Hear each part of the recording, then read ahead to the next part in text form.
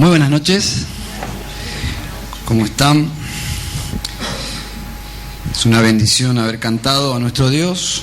Yo a veces me emociono y empiezo a cantar a viva voz y después me quedo sin voz para predicar.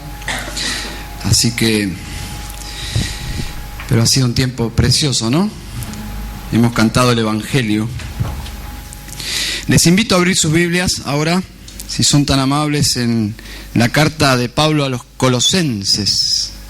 La carta de Pablo a los Colosenses, capítulo 4. En el libro Hermanos, no somos profesionales, de John Piper, del doctor John Piper, hay un capítulo que llamó mi atención. Es un título un poco irónico, titulado Hermanos, no sirvan a Dios. Llamó mi atención porque es la antítesis de lo que es la obra de Dios. Bueno, al leerlo uno entiende cuál es el mensaje. Quizás en esta frase que voy a leerles, es una cita del libro, resume qué quiere decir ese capítulo. Dice: existe una forma de servir a Dios que lo menosprecia y deshonra. Por tanto, debemos prestar atención al reclutar siervos cuya labor disminuye la gloria del Todopoderoso. Bueno, es la clase de servicio que menciona aquí John Piper, que no está involucrado el corazón. No hay un compromiso, no hay una consagración, no hay un amor al Señor. Por lo tanto, la inestabilidad es la marca de este tipo de servicio y la infidelidad que disminuye la gloria del Todopoderoso. Colosenses capítulo 4, versículo 7 dice: todo lo que a mí se refiere os lo hará saber Tíquico, amado hermano. Colosenses 4, 7, Tíquico, amado hermano y fiel ministro y consiervo en el Señor, el cual he enviado a vosotros para esto mismo, para que conozca lo que a vosotros se refiere y conforte vuestros corazones. Versículo 9. Con Onésimo, es decir, ha enviado a Tíquico y ha enviado con Tíquico, versículo 9, a Onésimo, con Onésimo, amado y fiel hermano, que es uno de vosotros, es decir, de la ciudad de Colosas. Todo lo que acá pasa os lo hará saber, todo lo que pasa en Roma. Pablo está escribiendo desde Roma, desde la prisión. No está allí por delincuente, está allí por ser cristiano, por ser un líder cristiano, el apóstol San Pablo. Y está por enviar a Tíquico, y está por enviar con Tíquico a Onésimo. Y hay ciertos calificativos acerca de estos hombres que llaman nuestra atención. Ningún creyente tiene dudas que servir a Dios no es una opción. Así como estamos obligados a respirar para vivir, estamos obligados a servir a Dios. Es un deber, no sé si sirve el término, pero creo que es lo más cerca, es un deber ético. Es la respuesta a tanto amor de parte de Cristo al habernos salvados, y estamos obligados, en un buen sentido, obligados a servir a Dios, a nuestro amado Señor. Este deber ético de todo creyente. ¿Por qué ético? Porque es la respuesta ética a lo que Cristo hizo por nosotros. No es que estamos pagando a la gracia es impagable. Simplemente que consideramos de dónde el Señor nos sacó de la esclavitud del pecado, nos sacó de la influencia directa del diablo sobre nuestras vidas, conscientes o inconscientemente estábamos bajo esa influencia, nos sacó de allí. ¿Y ahora qué somos?, dice la Biblia. Bueno, es muy clara la Biblia que los creyentes ahora somos siervos de Dios, es decir, la palabra allí es fuerte para nuestro entendimiento. La palabra significa esclavos, esclavos de Cristo. Antes éramos esclavos del pecado, ahora en Cristo somos esclavos de la justicia, esclavos de Dios. Pero la confusión existe acerca de los aspectos prácticos. Cuando hablamos de los aspectos del servicio práctico en la iglesia. Bueno, en este pasaje encontramos respuestas, no en un nivel tan práctico que es un asunto de las iglesias, de la autonomía de las iglesias. Ya eso sería un nivel demasiado práctico, no lo menciona aquí Pablo. En nuestra iglesia, por ejemplo, al título de este sermón, que es ¿quiénes sirven en la iglesia? Nuestra iglesia consideramos que las personas que se involucran en las diferentes áreas de la iglesia deben ser creyentes que se han identificado con Cristo en las aguas del bautismo, y la iglesia ha confirmado que esa conversión es genuina. Al la iglesia bautizar personas está confirmando que creemos que esta persona ha sido redimida por Dios, porque es Cristo quien le dio a la iglesia esa comisión de hacer discípulos y de bautizar a las personas. Entonces la iglesia debe supervisar con la mayor responsabilidad y discernimiento espiritual que las personas que bautizamos verdaderamente son nacidas de nuevo, que son verdaderos creyentes. No obstante, no tenemos el aparatito para saber que todas las personas que bautizamos son cristianas.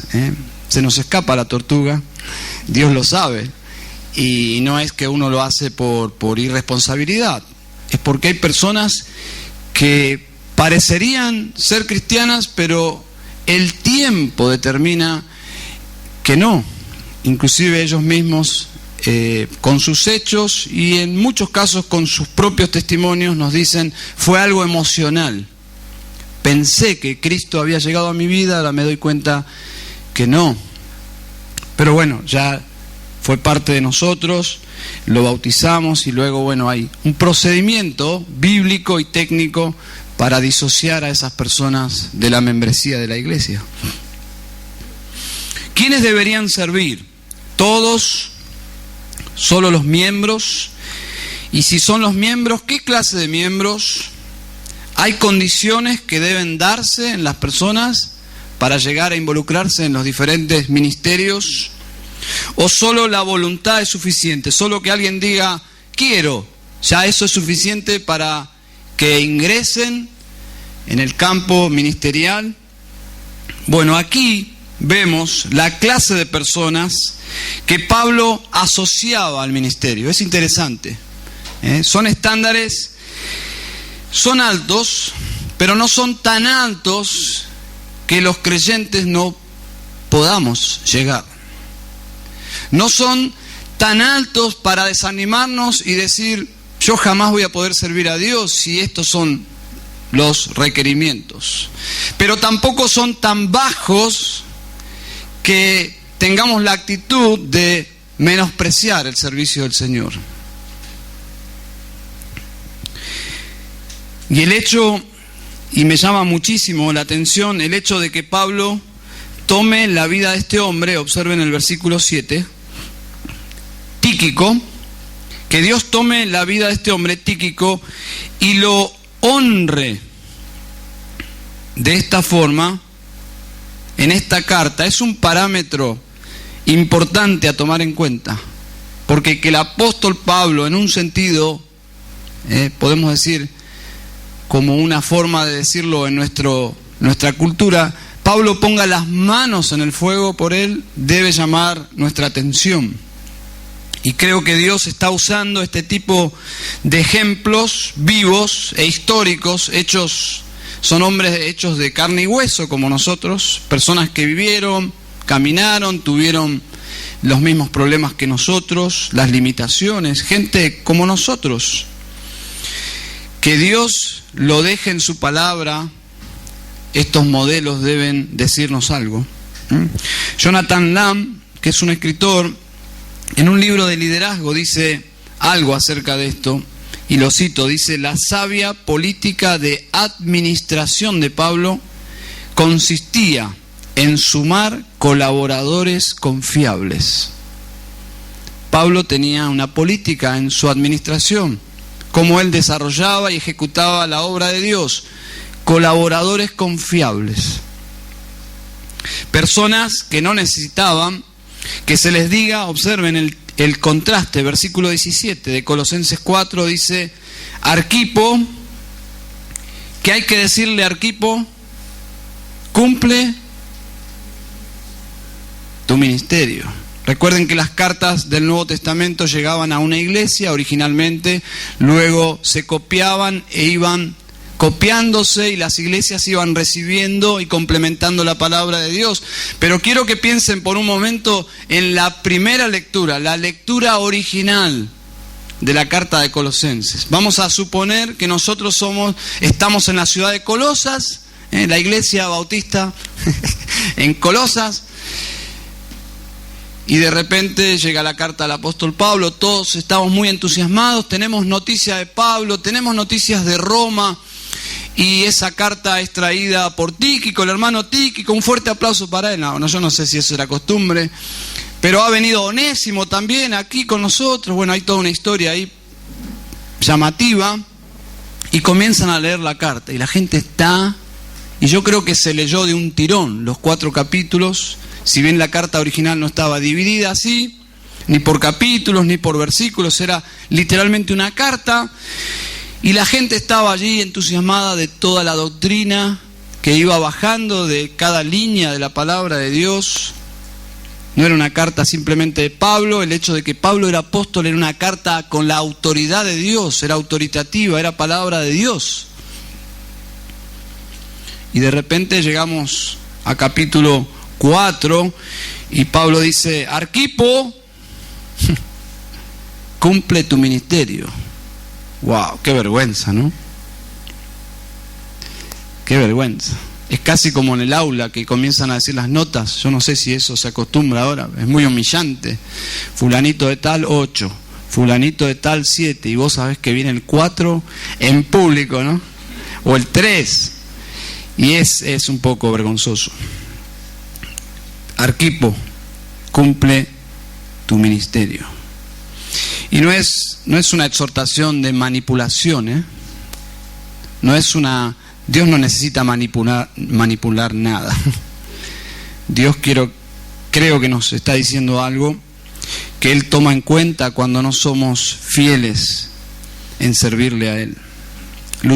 Todos luchamos con la responsabilidad, con nuestras propias limitaciones, infidelidad, pero aún así hay estándares. Y saben, hay un desgaste enorme en esto, el hecho de amonestar a personas diciéndoles: fulano, fulana, cumple tu ministerio. Es desgastante para los líderes, para los obreros. Fulano no hizo lo que tenía que hacer, y se nota porque no se hizo lo que se debía hacer. Y Dios no pasa inadvertido nuestra infidelidad. No es que si yo saco mi mano del ministerio no pasa nada, pasa. Pasa algo.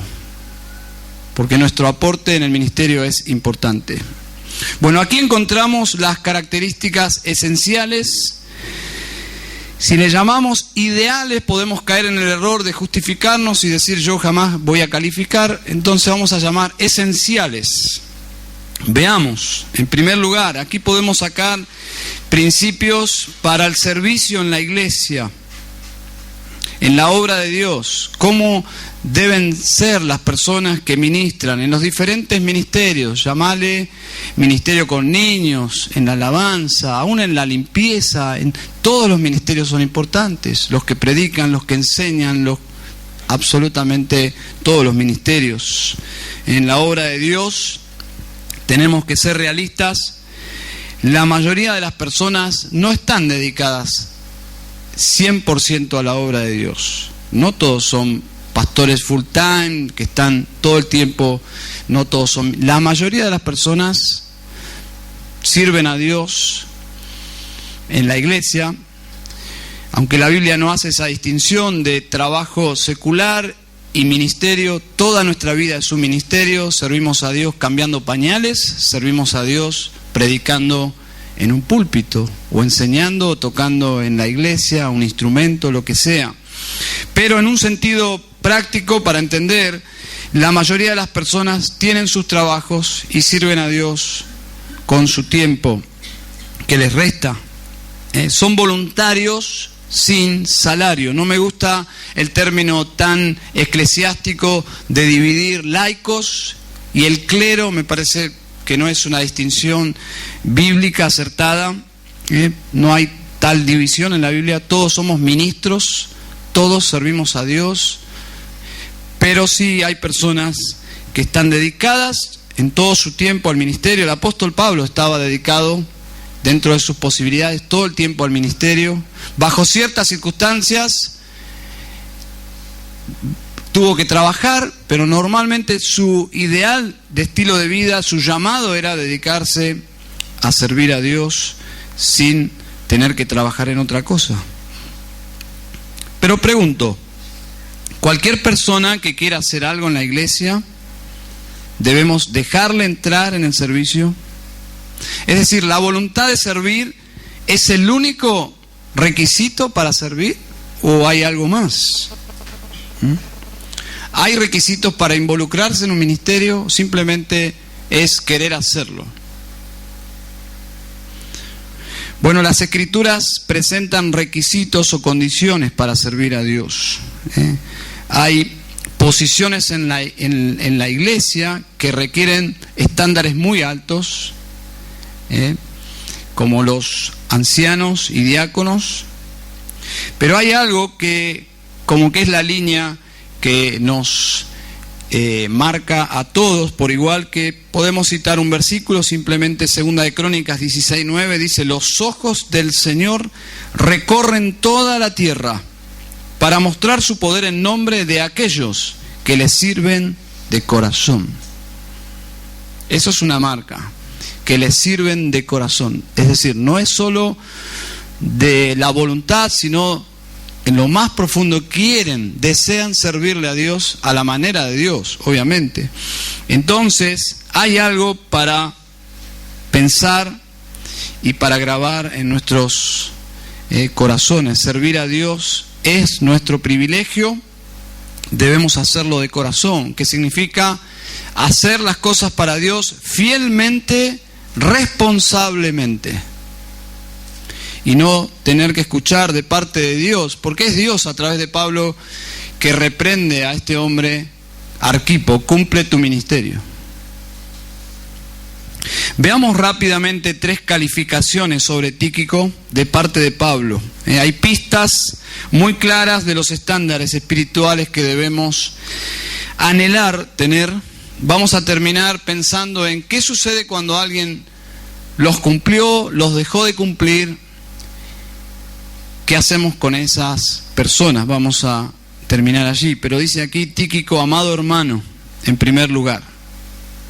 Pablo usaba esta expresión no en forma así como gatillo fácil, digamos, cualquier persona era un amado hermano, no. Era muy cuidadoso sobre quién depositaba este calificativo. Amado hermano, él siempre se refirió con esta frase a creyentes verdaderos. 1 Corintios 15:58, así que hermanos míos amados, estad firmes y constantes. En el versículo 9 del capítulo 4, donde estamos, dice: Onésimo, amado y fiel hermano. No cualquier persona era considerado por el apóstol Pablo un amado hermano. Tíquico era un amado hermano, un cristiano genuino. Ahora uno dice, ¿será que es necesario parar en este primer requisito? ¿No es muy obvio que alguien que sirve en la iglesia debe ser un creyente? Quizás sí, quizás no. Es muy básico, es el ABC del ministerio. Pero en estos días de tanta confusión es necesario volver a los fundamentos. Es necesario volver a las verdades simples. Si alguien quiere servir en la iglesia, debe ser un creyente. Parece como una definición tan obvia, ¿no? Quizás si alguien está tomando nota, hasta uno dice, ¿para qué escribir esto? Si alguien quiere servir en la iglesia, debe ser un creyente. Bueno, no sé si es tan obvio en tiempos tan oscuros, de tanta confusión. Me gustaría definir qué es ser un creyente según la Biblia. No según nuestra cultura, no según lo que yo pienso, sino lo que dice la Biblia, que es un creyente. Si yo leo Santiago 2:19, dice, los demonios creen y tiemblan. En un sentido, puedo decir, los demonios son creyentes. Dice Santiago 2:19, los demonios creen, y es más, dice, tiemblan al pensar en Dios, porque los va a condenar, los va a juzgar. Es cuestión de tiempo. Ellos saben que su hora les llega. Creen y tiemblan, pero ¿en qué sentido creen? Bueno, creen en el sentido que no tienen absolutamente ninguna duda de la existencia de Dios. Saben que no van a encontrar demonios ateos ni evolucionistas. Ellos saben muy bien, ellos interpretan muy bien Génesis. Ellos no son liberales diciendo, no, a mí me parece que el relato de Génesis, de Adán y Eva, la caída en pecado, no, me parece que es un poco los mitos que había en esos días entre los hebreos. No, ellos no tienen ninguna duda que eso que escribió Moisés es historia de Dios, historia inspirada. Los demonios no tienen duda de eso. Eso sucedió. Es el origen de todas las cosas, es el propósito de Génesis, mostrar a Dios como creador, mostrar que Dios nos creó a nosotros y mostrar por qué todo está patas para arriba en el mundo, es la entrada del pecado en el mundo. Bueno, en ese sentido son creyentes, pero en el sentido cristiano no son creyentes. ¿Por qué? Porque hay un factor que les falta. Ellos creen, tiemblan, pero no quieren ni pueden arrepentirse. No pueden volverse a Dios. Ellos ya están confirmados, sentenciados a la condenación eterna. Ellos están aliados a Satanás como su jefe y están involucrados en una obra en contra de Dios. Aborrecen a Dios de todo corazón. Entonces, ellos no abrazan el Evangelio, no pueden ni quieren, ni es posible que ellos lleguen a ser creyentes. La Biblia dice que alguien es un creyente cuando su vida refleja que es un creyente. Uno dice, pero no es tan obvio eso. Lo que sucede es que llegamos a un momento en la historia de la iglesia que un creyente es considerado creyente solo por decir que es creyente y no vivir como creyente. Eso no tiene registro en la historia de la iglesia. En la historia de la iglesia, si alguien decía, yo soy creyente, estaba rejugado con Cristo porque su vida estaba en juego. Podía morir por ser un cristiano. Pero hoy en día alguien puede decir, yo soy creyente, poner una calcomanía en su auto, un versículo, y aún así eso no significar nada. Y es más, si bien la Biblia dice que la fe comienza como un acto completo, y en un momento específico, cuando yo creo en Cristo, yo soy salvo por la eternidad. Pero también la Biblia presenta que quien pone su fe en Cristo, esa fe depositada en Cristo se desarrolla hasta el día de la gloria eterna. Y les voy a dar una prueba, Juan 3:16. Porque de tal manera amó Dios al mundo, que ha dado a su Hijo unigénito, para que todo aquel que en Él cree.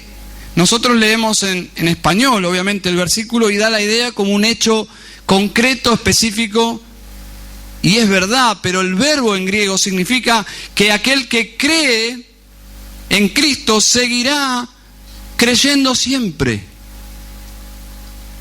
Es un verbo presente, en griego significa cree y continuará creyendo para siempre.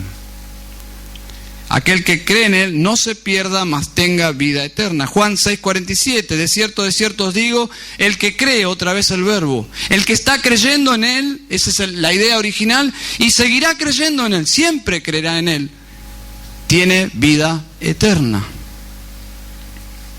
Que se ha vuelto de sus pecados y ahora su vida está centrada en Cristo. Cree en Cristo, seguirá creyendo en Cristo. No hay forma en que un creyente deje de creer definitivamente en Cristo. Bueno, todos esos versículos que usamos para evangelizar, la mayoría de ellos están, los verbos de creer están en tiempo presente. Porque así es la fe genuina. Alguien que cree en Cristo ya no está buscando más nada. Llegó a Cristo y puede responder como el apóstol Pedro cuando Jesús dice, bueno, si ustedes quieren irse también. Había un montón de discípulos que percibieron que seguir a Cristo era algo de mucho compromiso y le abandonan a Cristo. Quedan los discípulos allí y Jesús les dice, ¿ustedes también quieren ir? Y uno de ellos, casi como quebrantado, dice, ¿a dónde vamos a ir, Señor? Bueno, esa es la experiencia de un verdadero creyente. Ha llegado al punto de conocer al Maestro, al Salvador, al Señor, y dice, no hay más aparte de Cristo. ¿A dónde voy a ir? Si Cristo es todo y más, infinitamente más de todo lo que yo necesito, ¿dónde voy a ir? Bueno, esa es la experiencia de la salvación. Se ha vuelto de sus pecados y ahora está centrado en Cristo. Este acto de volverse de los pecados a Cristo es conversión, es arrepentimiento y fe. Y la evidencia es la experiencia, por ejemplo, de los tesalonicenses, que dice en capítulo 1, versículo 9 y 10, que predicó nuestro hermano Harris. Pastor Harris citó este versículo, dice, se convirtieron de los ídolos al Dios vivo. ¿Se dan cuenta? Servían al Dios vivo, a los ídolos muertos, se volvieron al Dios vivo. Eso es conversión. El Evangelio, hermanos, se ha presentado ya hace varios años como un medio para obtener felicidad. Y no es el énfasis del Evangelio. El énfasis del Evangelio tiene connotaciones legales con Dios. Es el medio para estar legalmente en paz con Dios. Que tu legajo de pecados, que son muchos y que saltan en el juicio final, puedan ser quitados. Y en vez de un legajo completamente condenatorio en nuestra cuenta, poder encontrar la justicia de Cristo puesta en nuestra cuenta. Cuando yo creo en Cristo, la justicia perfecta de Cristo es puesta en mi cuenta, porque todos mis pecados, que son míos, fueron puestos en la cuenta de Cristo, en la cruz. Y el Padre ejecutó en su justicia su sentencia sobre su Hijo en el Calvario, en esa cruz sangrienta. Yo soy salvo por Cristo, por su persona, por su obra. Y yo puedo presentarme ante Dios sin culpa. Puedo obtener de Dios una sonrisa aprobatoria, una aceptación eterna de amor, no por mis obras, no por ser de una iglesia o por proceder de alguna familia religiosa, no. Yo soy acepto por Dios el Padre porque yo me he vuelto de mis pecados y he abrazado la persona y la obra de Cristo. Y ese es el Evangelio que el Señor nos mandó a predicar. Lucas 24:46 dice, así está escrito, y así fue necesario que el Cristo padeciese y resucitase de los muertos al tercer día, y que se predicase en su nombre el arrepentimiento y el perdón de pecados en todas las naciones, comenzando desde Jerusalén. Todas las naciones, no importa su religión. Sí, pero hay que respetar esta religión. ¿Cómo vamos a ir a predicarle al cristiano? A todas las naciones. ¿Y por qué? Porque Cristo es el único que salva. Ninguna otra religión salva. Es por eso que los cristianos se aventuran de una forma valiente y entran en territorios oscuros, peligrosos, donde el cristianismo es ilegal, con pena de muerte, a predicar el Evangelio. Tenemos, por la gracia de Dios, profesionales en muchos de esos lugares, en un sentido camuflados, intentando vivir a Cristo, llamar la atención de los paganos para que pregunten, ¿cómo yo puedo conocer a Cristo? Porque es la única forma de predicar en esos lugares. ¿Y por qué? Porque los hombres, no importa de qué naciones procedan, no importa de qué religiones crean, necesitan a Cristo. ¿Y qué es ser un creyente? Es eso exactamente, es alguien que ha entregado su vida a Cristo, que cree en Cristo, que ama a Cristo, que ha depositado su salvación por medio de Él, por lo que Él hizo, por lo que Él es. Alguien escribió algo interesante en estos días de confusión. Dice, si yo tuviera el poder, declararía una moratoria en la predicación pública del plan de salvación durante 1 o 2 años en todo el país. Entonces llamaría a todos los que tienen acceso a las ondas radiales, a los púlpitos, para que prediquen la santidad de Dios y la justicia de Dios, hasta que los pecadores clamen. Entonces, ¿qué debemos hacer para ser salvos? Entonces les expondría el Evangelio en voz baja. Esta acción es necesaria porque hemos endurecido una generación de pecadores al decirles cómo pueden llegar a ser salvos antes de que puedan entender por qué necesitan ser salvos. ¿Saben? Si hay una doctrina que nos conduce a la cruz, es la doctrina de la depravación humana.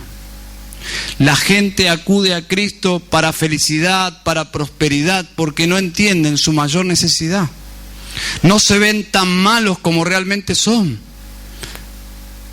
Los cristianos ya hemos pasado por el espejo de Dios y por estar frente a la justicia santa de Dios, la ley de Dios que nos condenaba, es que fuimos a Cristo. La ley de Dios fue el apuntador, el dedo acusador que nos dijo, estás perdido. Pero ese dedo que nos acusó también nos señaló el Calvario.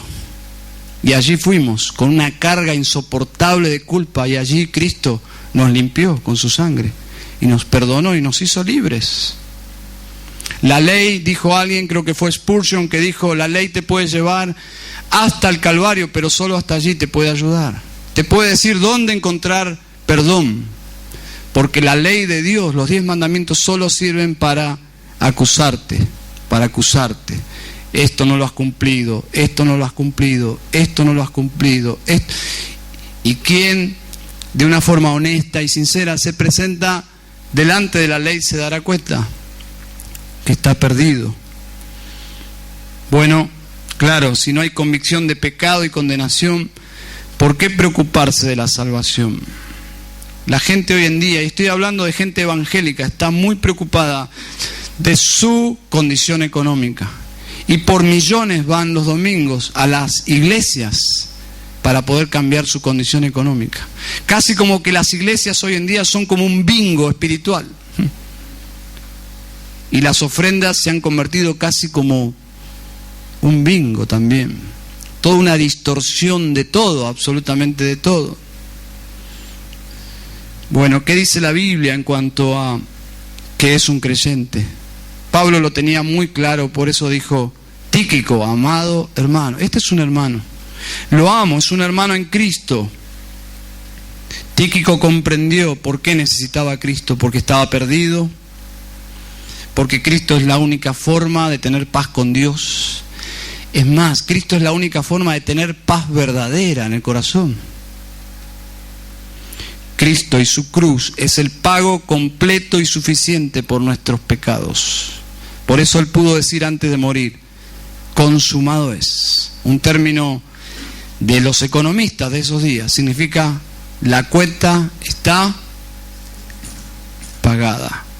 Y entregó su espíritu y murió.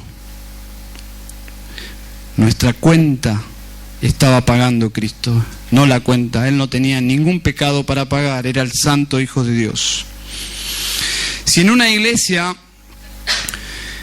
cualquier iglesia, no crece en su entendimiento del Evangelio, tampoco va a desarrollar un discernimiento. la capacidad de discernir quién es un creyente y quién no. Yo encuentro que el mal de fondo es el poco entendimiento del evangelio bíblico, que hace que las iglesias no tengan filtros y que declaren a alguien salvo cuando en realidad realmente no lo es. Y en algún momento de mi vida yo carecía de ese discernimiento y pensábamos que si alguien hacía una oración y decía, oh Jesús, entra en mi corazón, ya era suficiente, ya celebrábamos y decíamos, wow, se convirtió. Y el hombre seguía viviendo como el diablo. Pero bueno, hizo la oración. Es la clase de evangelismo que uno aprendió y que por años creyó, y uno cuando va creciendo en el entendimiento del verdadero evangelio, uno dice, ay, mirá, ahora entiendo tantas cosas. Y uno también da gracias que uno se convirtió de verdad, por la gracia de Dios, a pesar de las deficiencias en esa clase de evangelismo.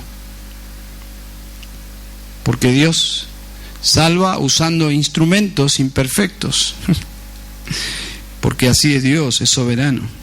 La iglesia debe crecer en el entendimiento del evangelio. Hermanos, les animo en esa biblioteca, que no es muy grande, es una pequeña biblioteca, pero les animo a leer todos los libros. Yo creo que la mayoría de ellos hablan del evangelio, porque queremos que los hermanos, los miembros, se nutran del evangelio. El evangelio es lo que nos hace más como Cristo.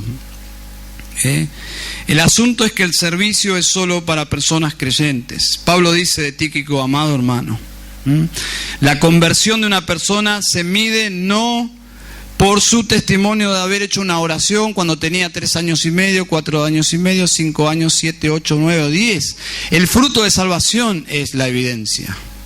Si esa persona, no importa si recuerda o no el día, el mes y el año, si esa persona está siguiendo a Cristo, si ama a Cristo de corazón, si está manifestando un aumento en santidad, en temor de Dios, si está entusiasmado en aprender de la palabra de Dios, está siguiendo a Cristo. Eso, sin ninguna duda, es la evidencia más grande, y creo que Tíquico manifestaba esto. Y es por eso que Pablo dice, les envío a Tíquico, es un hermano amado, no van a tener ningún problema. En los días modernos es todo un tema, Yo tengo un pastor amigo que cuando le dicen, pastor, ¿tiene a alguien para trabajar en tal lugar? Y él dice, mira, yo solo recomiendo a Jesús. Pero qué triste. Yo creo que no debe ser así. Debemos de alguna forma identificarnos si es un amado hermano. Es un amado hermano. No tiene que ser todo tan gris que decimos, ¿es cristiano? Ni. ¡Wow! Eso es triste. Pero bueno, esos días son nuestra experiencia. Y no es que estamos juzgando todo el tiempo, no somos cazadores de brujas, no somos la Inquisición, simplemente porque no ayudamos diciéndole a alguien de forma así papal, ya eres cristiano, y esa persona no lo es. Debemos ser muy cuidadosos con eso. Yo creo que la seguridad de salvación, uno mismo debe alcanzar en su caminar con Dios. Y los demás, para los demás va a ser evidente cuando esa persona esté siguiendo a Cristo. Pero Pablo continúa y dice, fiel ministro también. Fiel ministro significa alguien que ministra fielmente de parte de Dios a la iglesia, es decir, que está sirviendo a Dios. Son términos como políticos, parece, ¿no? Ministro, ministrar, pero realmente es un contexto del cristianismo aquí, y habla de servir fielmente a Dios. Tíquico era un hombre fiel, tan fiel era que en Hechos capítulo 20, cuando leemos la lista de hombres confiables que van a llevar un dinero importante en un viaje a Jerusalén, ¿quién está en la lista? Tíquico. Allí está Tíquico. En las iglesias asiáticas él pertenecía a ese grupo de hombres confiables. Y todos sabemos que el dinero es un asunto delicado. No ponemos a administrar dinero a cualquier persona. porque la Biblia enseña que los administradores deben ser fieles. Quizás me equivoco, pero las personas que gozan de mayor confianza en las iglesias, por lo menos en mi experiencia, son los tesoreros. Nadie llega a la tesorería así nomás, sino porque ha demostrado una conducta y una integridad que los hermanos dicen: Tíquico, sí, Tíquico, sabemos que va a llevar la ofrenda a Jerusalén y no se va a ir para Punta Cana o para Cancún. El hombre es confiable. Así que tenemos gente como Tíquico. Tienen que ser personas íntegras. Simplemente cito 2 de Timoteo 4:9, procura venir pronto a verme, dice Pablo, porque Demas me ha desamparado, amando este mundo, y se ha ido a Tesalónica. Crescente fue a Galacia, Tito a Dalmacia, solo Lucas está conmigo. Toma a Marcos y tráele contigo, porque me es útil para el ministerio. A Tíquico lo envié a Éfeso. Aquí un cuadro de administración ministerial interesante, Personas confiables. Pablo dice que la gente confiable está activa, están ocupados. Siempre los fieles están ocupados, se dieron cuenta, ¿no? A veces nos vamos para el otro lado. Los fieles como que están sobrecargados, porque están haciendo la parte de los que no están sirviendo, y eso es malo también. Pero Pablo dice aquí: a Tíquico lo envié a Éfeso, pero hay una nota triste: Demas me ha desamparado. Tíquico era de los confiables, lo envié a Éfeso. Les voy a dar una profunda definición teológica en griego de ser confiable. Escuchen esto: la persona en quien se puede confiar.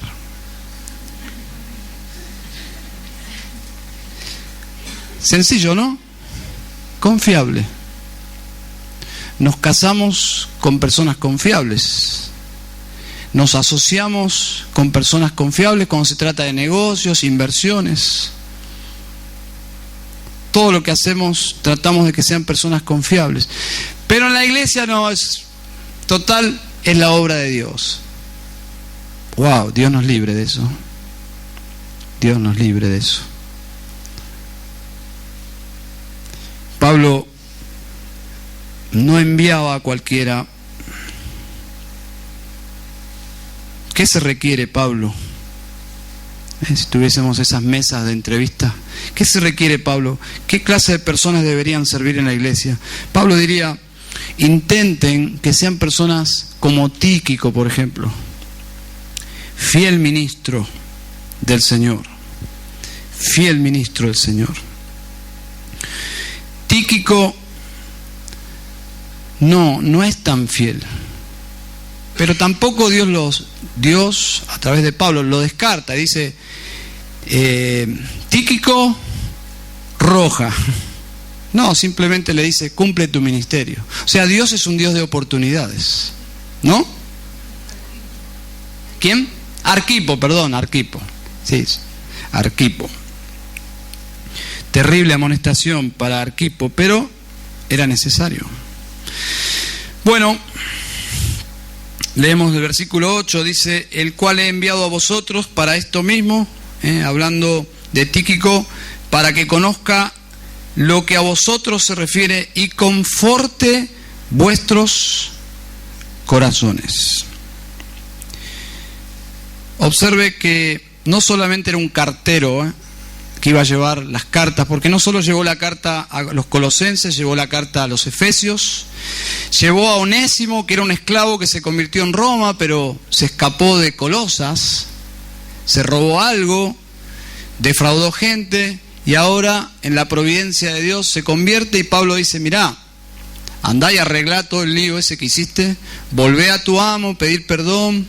Yo le escribo una carta porque en la providencia de Dios tu amo es mi hermano en Cristo. Tu jefe, podríamos decir, es amigo mío. Tranquilo. En esos días podían haber liquidado, matado. Un esclavo era como un mueble, como alguien que tira una heladera vieja. Bueno, así un esclavo falló, robó, lo mato y no hay penalidades para eso. Pablo dice, ahora sos un cristiano. Y escribe la carta a Filemón, lo envía a Onésimo, un esclavo ahora ya cristiano, había sido corrupto, había sido prófugo.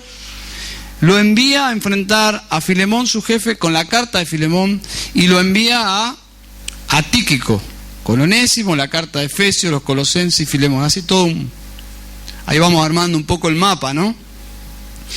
Pero algo importante que dice acá en el versículo 8, este hombre que envío va a confortar vuestros corazones. Yo creo, hermanos, que el capital más grande que tiene una iglesia son personas que confortan corazones, que tienen esa capacidad de animar, que confortan corazones. Quizás la tragedia más grande es de personas que entristecen corazones por su forma de vivir.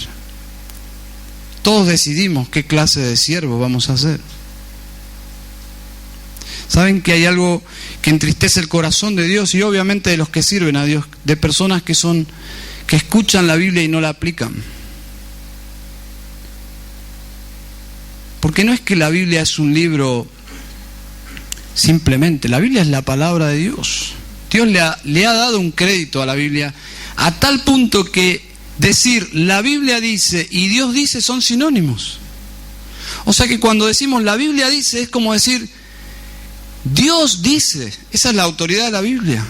Y si hay algo que entristece a Dios y a sus siervos, obviamente, que predican la Biblia y que pastorean la gente, es personas que no responden a la palabra de Dios. Y eso es un asunto muy personal entre cada persona y Dios, obviamente. Nadie puede obligar a otro a amar a Dios. Es un asunto de la conciencia y de la fe que uno profesa. Pero no deja de ser triste. Este hombre, al contrario, dice, él va a ir y estoy seguro, va a confortar. La idea ahí en el original es animar, exhortar, consolar vuestros corazones. ¿Y por qué necesitaban ser consolados? Porque la iglesia había quedado sin pastor. Su pastor Epafras se había ido a Roma. Y cuando Pablo está escribiendo, al lado de él seguramente en su entorno estaba Epafras. Así que Pablo está seguro de que Tíquico va a ser de bendición allí. No debería ser así, de que yo solo recomiendo a Jesús. No debería ser así. Deberíamos decir, fulano de tal, un amado hermano. Hay personas así. Y deberíamos todos vivir de tal forma que los demás hermanos de la iglesia puedan decir de nosotros. Pero no quiero desanimarlos porque quizás cuando la vara es muy alta podemos caer en un desánimo, ¿no? Y decir, wow, yo ya metí la pata, yo ya hice esto, hice lo otro, ya Dios no me ama más, no me va a usar más. No es así. Hay algo más, lo voy a pasar rápido, dice Pablo, consiervo en el Señor también. Es un consiervo, es decir, Pablo veía a Tíquico y decía, este hombre sirve a Dios como yo. No es menos que yo, no es más que yo, es un consiervo, es uno como yo. Y Pablo en un sentido tenía ese principio de enviar a personas que procedían de la misma forma que Pablo. Cuando él tiene que defender su ministerio delante de los corintios, él dice en 2 de Corintios 12, 17, haciendo su defensa, dice, ¿acaso os he engañado por alguno de los que he enviado a vosotros?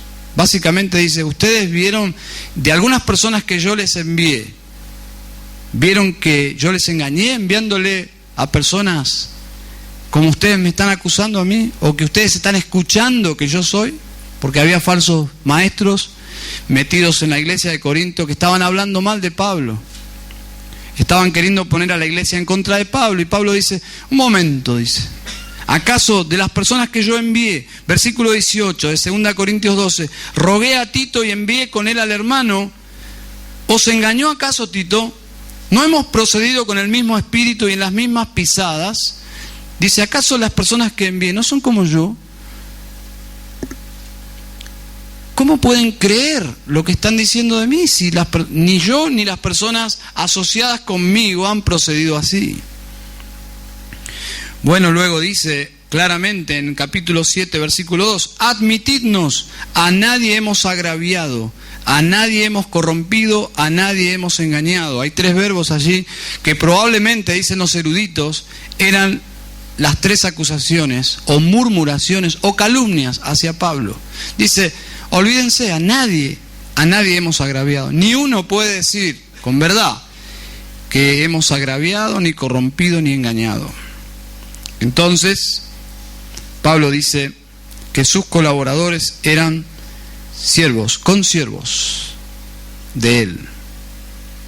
Versículo 9 dice, con Onésimo, amado y fiel hermano, que es uno de vosotros, todo lo que acá pasa os lo hará saber. Es decir, Pablo vivía transparentemente delante de Tíquico, de Onésimo. Tíquico fue un delegado apostólico, un hombre confiable, un hombre de Dios. Termino pensando que si la vara es tan alta, uno puede llegar a la conclusión de desanimarse. Observen el versículo 10, hay un nombre allí, un tal Marcos. ¿Lo leen? Permítanme terminar con 3 citas. En Hechos, capítulo 13. Vamos a ir a Hechos.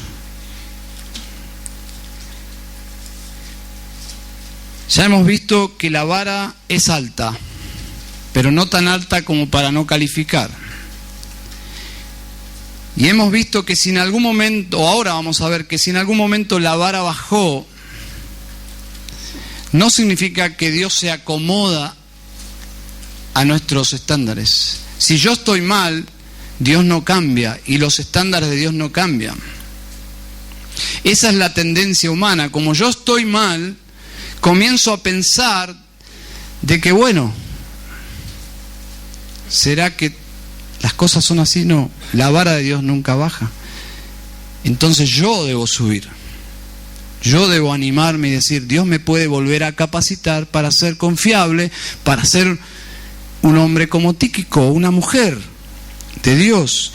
En Hechos capítulo 13 es el primer viaje misionero y Dios envía a Pablo y a Bernabé, pero se suma ahí en el versículo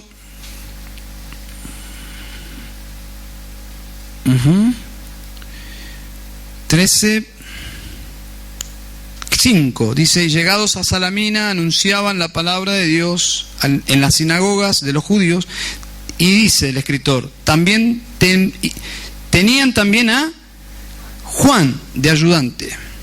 Juan, ¿quién es Juan? Bueno, Juan es Marcos, el Marcos de capítulo 4 de Colosenses, versículo 10. Observen qué pasa con Juan, versículo 13. Habiendo zarpado de Pafos, Pablo y sus compañeros arribaron a Perge de Panfilia, pero Juan, apartándose de ellos, volvió a Jerusalén. Juan dice, hasta acá llegó mi fe, yo me regreso. No lo podían obligar, se regresa. Es un viaje misionero, el primer viaje misionero peligroso. No era un viaje turístico esto. Es más, en este viaje hay muchísimo sufrimiento sobre la vida de Pablo y Bernabé. Juan se vuelve. Vamos a ir ahora a capítulo 15. Hechos capítulo 15. Segundo viaje misionero. Versículo 36. Después de algunos días, Pablo dijo a Bernabé, volvamos a visitar a los hermanos en todas las ciudades en que hemos anunciado la palabra del Señor, para ver cómo están. Es decir, habían fundado iglesias en el contexto del Imperio Romano, obviamente. Dice, hay que regresar para ver cómo están las iglesias. Y Bernabé quería que llevasen consigo ¿a quién? ¿A quién querés llevar, Bernabé? A Juan, el que tenía por sobrenombre Marcos. Ahí está. ¿Ven la conexión? Es Marcos, de Colosenses. Pero a Pablo no le parecía bien llevar consigo al que se había apartado de ellos desde Panfilia y no había ido con ellos a la obra. Bueno, aquí hay algo para decidir. Están los que dicen que Pablo estaba equivocado, estaba siendo muy duro, muy poco misericordioso, pero la realidad que cuando uno sigue leyendo, el registro no va con Bernabé y Marcos. El registro de los sucesos van con Pablo. Tampoco podemos decir que Bernabé hizo mal en llevar a su sobrino, pero de alguna forma Pablo estaba en lo correcto. Pablo dijo, un momento, ¿cómo vamos a llevar a alguien que no es confiable, por lo menos hoy? Dejó de calificar. ¿Quién no ha pasado en algún momento que estás en un ministerio y ya tu jefe de ministerio, por llamarlo de alguna forma, te comienza a ver como que fallaste una, fallaste dos, fallaste tres, fallaste cuatro y ya no sos confiable? Pablo dice, este hombre no es confiable, no lo podemos llevar. Y yo creo que Dios aprobó eso. No fue con Pablo. Pero Pablo no era un obtuso que ya tachó a Juan Marcos, lo puso en una lista negra, Dios no lo va a usar nunca más. No. Porque creemos que cuando Pablo escribe Colosenses y dice allí, versículo 10, dice, Aristarco, mi compañero de prisiones, os saluda, y Marcos, el sobrino de Bernabé, acerca del cual habéis recibido mandamientos, si fuera vosotros recibirle. Es decir, está diciendo, Marcos está restaurado, es confiable, aprendió, es un hombre, es un consiervo. Lo envío, recíbanle. Recíbanle era casi como que Pablo diga, reciban a este, ya se dan cuenta, ¿no? Eso implica recibirle, permitirle enseñar la palabra de Dios, sostenerlo, tenerlo con ustedes. Es como si fuera Pablo. Bueno, hermanos, la vara es alta y el capital más grande de cualquier iglesia es tener personas así. Personas que no hay que decirles. ¿Y qué pasó con los músicos? No hay ni uno hoy. Llámalo que venga. No. Ahí están, todos los domingos. No tenemos sonidista, ¿qué pasó? No. Y llegamos a la reunión, está todo sucio, quedó todo el club del Superlibro como quedó, así. ¿Y qué pasó con el equipo de limpieza? No. Es la obra de Dios. Y así podemos continuar, con una larga lista de cosas que se hacen por personas que lo hacen para Dios. Nadie los mira, nadie los aplaude, no están publicados en la web, sirven a Dios de todo corazón. Bueno, es lo que Dios busca. Cuando alguien sirve a Dios de corazón, podemos decir que está en los pasos de Tíquico. Y cualquiera de nosotros podríamos recibir los mismos calificativos de Pablo. Fulano de tal, de la iglesia de Campana, un amado hermano, una amada hermana. Fiel servidor o fiel ministro, un consiervo, una consierva. Que diga Pablo así, wow, es mucho. Pero si hay casos en esta noche que reconocen humildemente, porque así es la vida cristiana, también tiene sus bajos y sus altos. Si alguien dice, bueno, yo la realidad es que no estoy siendo fiel, he descuidado mi ministerio, estoy a media máquina, bueno, podés volver. Tenés que arreglar con Dios, obviamente, las cosas.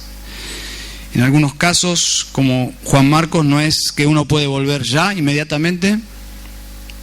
Hay lugares que no se vuelven nunca más. Por ejemplo, los ancianos, cuando quedan descalificados por pecados serios, de moral, Mi convicción es que no pueden volver nunca más al pastorado. Otros ministerios sí, algunos ministerios por incumplimiento de los deberes a Dios y a los hermanos, obviamente, pueden regresar, pero no al mismo lugar de ministerio, porque ya no son confiables, tienen que ganarse otra vez esa confianza.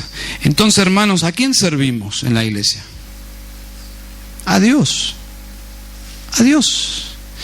¿Y a quién hemos de rendir cuenta por lo que hacemos? A Dios. A Dios.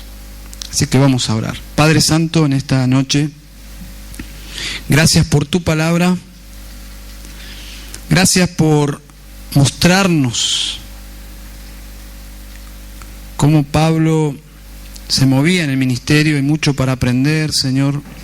Lo has dejado en tu palabra, creemos con ese propósito que aprendamos, que seamos animados, amonestados en otros casos, pero también Marcos nos da aliento para saber que si hemos fallado, tú no nos descalificas para siempre. Eres un Dios de oportunidades. Padre, también en esta noche oramos que si en este lugar hay personas que todavía no son salvas, no están bien contigo, hay pecado entre tú y ellos, que acudan a Cristo hoy mismo.